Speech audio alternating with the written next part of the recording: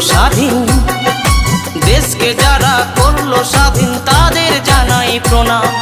ভারত মায়ের কাছে তারা গর্বেরই সন্তান। দেশকে যারা করলো স্বাধীন, দেশকে যারা করলো স্বাধীন তাদের জানাই প্রণাম। ভারত মায়ের কাছে তারা গর্বেরই সন্তান। প্রাণ দিল বলিদান, জানাই তাদের সম্মান।